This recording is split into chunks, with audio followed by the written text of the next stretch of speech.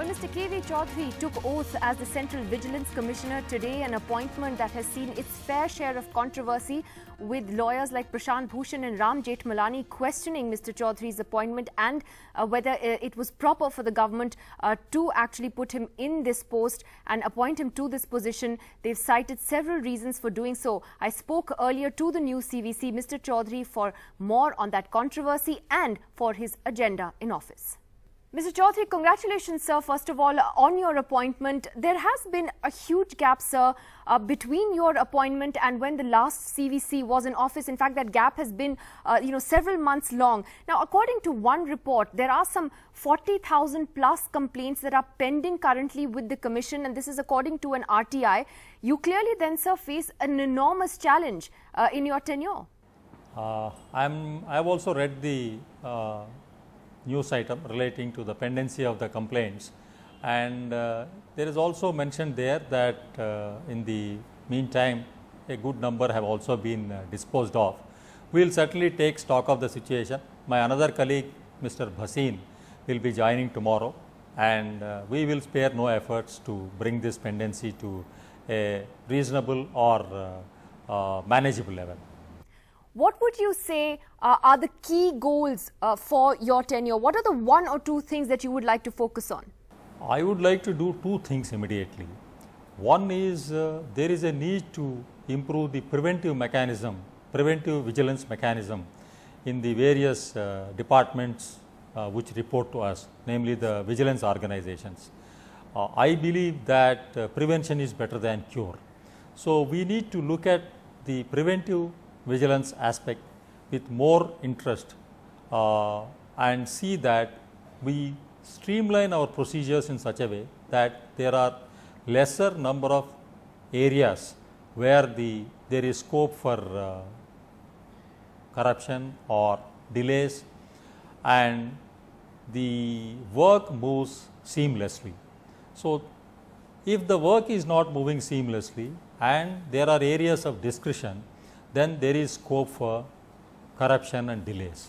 So, we would like to look at these and suggest to the various ministries which are being looked after by their CVOs to streamline them so that we reduce the areas of corruption.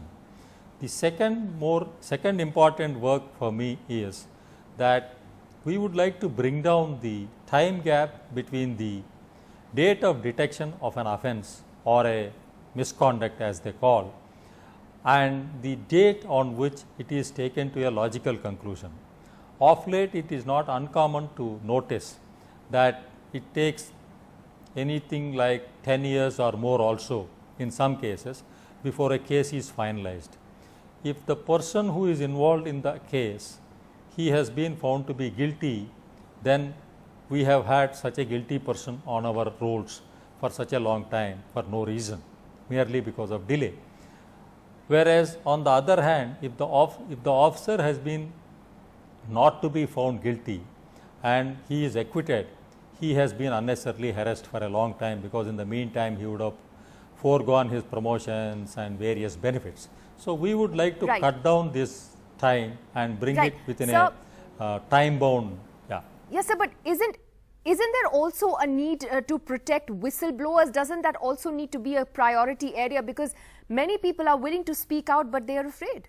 Yes, there is looking after the whistleblowers and giving them protection is one of the very important aspects of the work of the CVC, and already some work has been started, and I think some regulations are also there.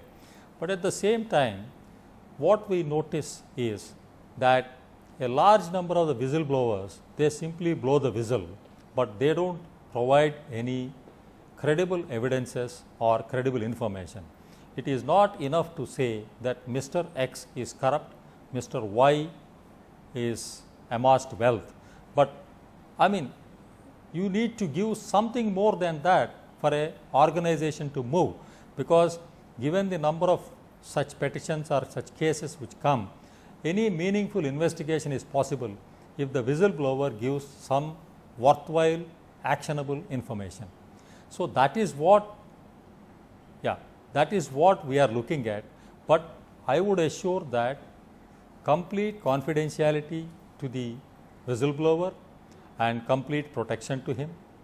But at the same time, we also need to look at the issue of the whistleblowers trying to kind of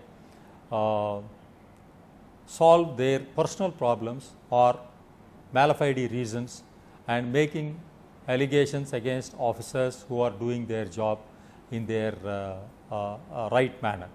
So, we need to protect the officers also. There's also been a huge controversy, Mr. Chaudhary, over your appointment itself. Mr. Prashant Bhushan and Ram Jethmalani have gone on record objecting to your appointment. Mr. Prashant Bhushan saying that you visited the home of the former CBI Chief Ranjit Sinha some 4 times while the 2G probe was on, and that you're under a cloud in a stock-related scam as well. What is your response to these charges against you? Well, I have repeatedly said that I respect Shri Prashant Bhushan ji and Shri Ram Jethmalani ji for their professional excellence. They are well reputed people in their field. In my own way, I would only like to say that probably they have been fed with wrong information. I deny these allegations. I don't want to get into bit by bit of each one of those allegations and say that this is that and that is this. This is not the forum for us to do it. As far as the allegations are concerned, I am sure the government would have taken note of them, and if they had not found merit in them, they would have certainly, if they had found any merit in them, they would not have certainly selected me. On the other hand, the mere meeting of 2 investigating chiefs, whether it is at official residence or on office, on certain work-related issues, I don't see anything wrong. There are so many people meeting each other right from a railway station or an airport to an office place, and unless something criminal or something wrong happens in those meetings, the mere meeting by itself has no sense. So you're saying that these meetings with Ranjit Sinha were all completely above board? In fact, I am not even sure how many number, because I have not kept a record of such number of meetings. But I did meet Shri Ranjit Sinha. He was the sitting director of CBI at that time, and I met him in his official residence. And at that time, we had at least 3 to 4 cases where both these departments were together investigating, and there is nothing wrong or impropriety in that. All right. Well, Mr. KV Chaudhary, the new CVC there, joining us on the program tonight. Thank you for joining us.